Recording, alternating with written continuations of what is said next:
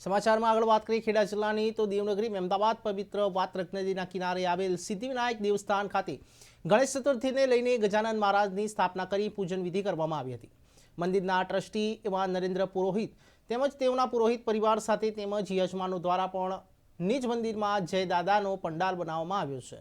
ત્યાં ગણપતિ દાદાને બિરાજમાન કરવામાં આવ્યા છે અને બ્રાહ્મણો દ્વારા શાસ્ત્રોક્ત વિધિ વિધાનથી પૂજા અર્ચના કરી આરતી થાળ કરવામાં આવી છે, જેમાં મોટી સંખ્યામાં ભક્તોએ આ પ્રસંગમાં હાજરી આપી હતી અને દર્શનનો લાભ લીધો હતો। નમસ્કાર દર્શક મિત્રો, ન્યૂઝ ફોર ઇન્ડિયામાં આપનું સ્વાગત છે। હાલ આજથી ગણેશ દાદાની સ્થાપન સમગ્ર ભારત દેશની અંદર કરવામાં આવે છે અને દાદાની એટલી બધી અપાર શ્રદ્ધા છે કે આપ જે દેખી શકો છો કે મહેમદાવાદ શહેરમાં પણ 32 જગ્યાએ ગણેશજીની સ્થાપના કરવામાં આવી રહી છે।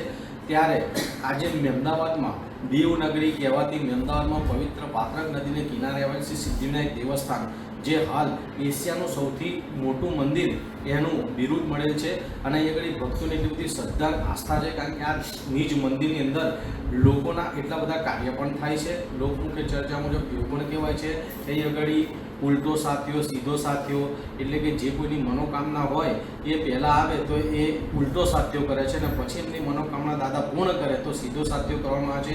એવા ઘણા બધા એવા અહીં આગળ મંદિર નિજ મંદિરની અંદર વ્યસન મુક્તિ માટે પણ એક સુંદર આયોજન કરેલું છે। એમાં પણ હજારોની સંખ્યાની અંદર લોકોએ વ્યસન મુક્તિ અહીં આગળ કરેલી છે।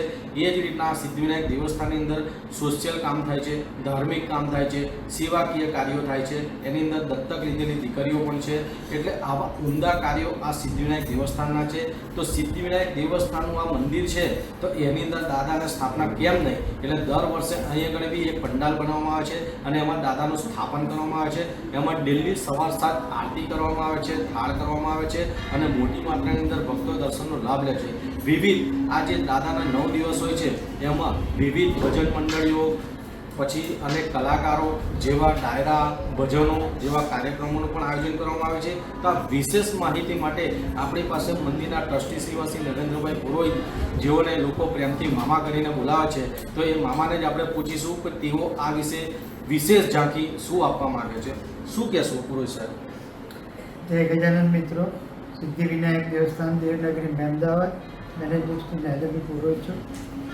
દર સાલની જેમ ચાલુ સાલે પણ દાદાનો 10 દિવસનો કાર્યક્રમ બહુ જ મોટા પાયે અને સુંદર રીતે ઉજવાય અને દરેક રીતની પવિત્રતા જળવાય અને દરેક દર્શનાર્થીઓને કોઈ તકલીફ ન પડે એ ધ્યાનમાં રાખી અને સુંદર આયોજન કરવામાં આવ્યું છે। અહીંયા શનિ અને રવિવારે લોક ડાયરો તથા ગુજરાતના નામી કલાકારો પોતાનો પરફોર્મ કરવા અહીંયા અને દાદાના દર્શન કરવા આવી રહ્યા છે। આ ઉપરાંત દરરોજ સાંજે 7:30 વાગે અહીંયા દાદાની મહાઆરતીનું આયોજન કરવામાં આવ્યું છે, જે આરતીમાં મહેમદાવાદ તાલુકાના